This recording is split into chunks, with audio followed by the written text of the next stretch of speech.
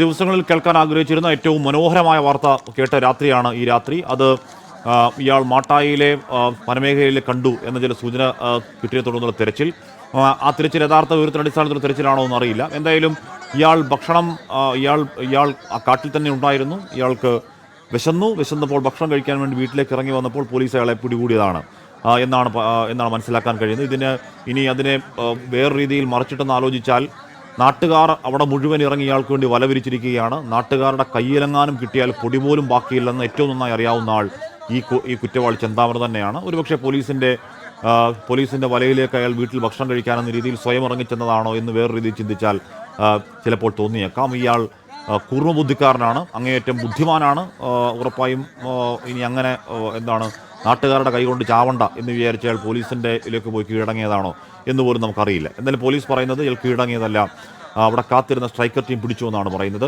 എന്തായാലും ഈ 50 മണിക്കൂറുകളിൽ ഇത്രത്തോളം നൂറുകണക്കിനായ പോലീസുകാർ അവിടെയൊക്കെ വലവിരിച്ചിട്ടും കാടായ കാടും നാടായ നാടും ഈ പറഞ്ഞ കുളങ്ങളായ കുളങ്ങളിലൊക്കെ സ്കൂബ സംഘമൊക്കെ ഇറങ്ങി പരിശോധിച്ചിട്ടും പോലീസ് നായ അടക്കമുള്ളവർ ചെറുപ്പാഞ്ഞ് നടന്നിട്ടും 50 മണിക്കൂർ ഇയാൾ പോലീസിന്റെ കൺവെട്ടത്തുനിന്ന് മാറി നിന്നു എന്ന് പറയുന്നത് അയാളുടെ കുറ്റകൃത്യ സാമർഥ്യമാണ്, അല്ലെങ്കിൽ അയാളുടെ ആസൂത്രണമാണ് എന്ന് തികച്ചും അക്ഷരം തെറ്റാതെ പറയണം. പ്രേക്ഷകർ കാണുന്നത്, ഒരു സൈഡിൽ കാണുന്നത് അയാളുടെ തറവാട്ട് വീട്ടിൽ ഭക്ഷണം കഴിച്ച് പോകാൻ വേണ്ടി ആയിരിക്കുമല്ലോ. അവിടെ വന്നപ്പോൾ പിടിയിലായപ്പോൾ പോലീസ് പുറത്തുവിട്ട ചിത്രമാണ്. നീല ഷർട്ടും ഒരു കാവിക്കൈലി അല്ലെങ്കിൽ കാവി മുണ്ടും കൊടുത്തിരിക്കുന്ന ആ ചിത്രം. ഇപ്പുറത്തെ ദൃശ്യത്തിൽ കാണുന്ന സെല്ലിനുള്ളിലാണ് അയാളുള്ളത്. കുറേ സമയമായി അയാൾ പോലീസിനോട് സംസാരിക്കുന്നുണ്ട്. വളരെ ആധികാരികമായി, വളരെ കോൺഫിഡൻറ്റോടെ പോലീസ് ചോദിക്കുന്ന കാര്യങ്ങൾക്ക് അയാൾ കൃത്യം മണിമണി പോലെ ഉത്തരം പറയുന്നുണ്ട് എന്ന് വേണം ദൃശ്യങ്ങളിൽ നിന്ന് മനസ്സിലാക്കാൻ. ഏതെങ്കിലും തരത്തിൽ അയാളെ മാധ്യമങ്ങൾക്ക് മുന്നിൽ കാണിച്ച ആദ്യ സീൻ മുതൽ ഇപ്പോൾ വരെ അയാളുടെ മുഖത്ത് ഏതെങ്കിലും തരത്തിൽ ക്ഷീണത്തിൻ്റെയോ ഏതെങ്കിലും തരത്തിൽ കുറ്റബോധത്തിൻ്റെയോ ലാഞ്ചന കാണാനുമില്ല. നിഖിൽ പരമേശ്വരൻ, ഇനി എന്താണ് പ്രൊസീജിയർ? നാളെ കോടതിയിൽ ഹാജരാക്കലാണ്, പിന്നെ തെളിവെടുപ്പ് അടക്കമുള്ള കാര്യങ്ങളിലേക്ക് പോവില്ലേ നിഖിൽ? തീർച്ചയായിട്ടും ഹാഷ്മി, നാളെ കോടതിയിൽ ഹാജരാക്കണം. അത്തരത്തിലുള്ള തുടർ നടപടികളിലേക്ക്, ഇതിൻ്റെ ഔദ്യോഗികമായിട്ടുള്ള നടപടികളിലേക്ക് കടക്കുകയാണ് പോലീസ്. ഒരു 15 മിനിറ്റോളമായി ഈ പ്രതിയിൽ നിന്ന് വിശദാംശങ്ങൾ ഈ പ്രതിയെ ചോദ്യം ചെയ്തുകൊണ്ടിരിക്കുകയാണ് 2 ഉദ്യോഗസ്ഥർ ചേർന്ന്. കൃത്യമായി അവർ ചോദിക്കുന്ന ചോദ്യങ്ങൾക്കുള്ള മറുപടി, അതായത് ഏതെങ്കിലും കാര്യങ്ങളിൽ പതർച്ചയില്ല, ഏതെങ്കിലും കാര്യങ്ങളിൽ പറയായികയില്ല, അവരോട് സഹകരിക്കായികയില്ല, കൃത്യമായ രീതിയിൽ അവർ ചോദിക്കുന്ന ചോദ്യങ്ങൾക്കുള്ള മറുപടി നൽകുന്ന ഒരു തരത്തിലുള്ള കുറ്റബോധവുമില്ല.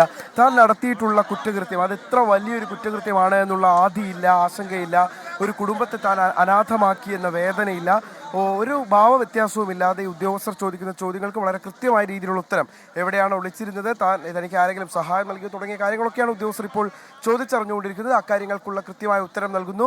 ഒരു ഭാഗത്ത് ഈ ഗേറ്റിന് പുറത്ത് വലിയ പ്രതിഷേധം നടക്കുമ്പോൾ ഇപ്പുറത്ത് ഈ പ്രതിയുടെ ചോദ്യം ചെയ്യൽ പുരോഗമിക്കുകയാണ്. പോലീസിന് പ്രാഥമികമായ വിവരങ്ങൾ വേണം. ഇപ്പോൾ മജിസ്ട്രേറ്റിന് മുന്നിൽ ഹാജരാക്കുന്നതിന് മുന്നോടിയായിട്ടാണെങ്കിലും ഈ കൂടുതൽ വിവരങ്ങൾ ലഭ്യമാകേണ്ടതുണ്ട്.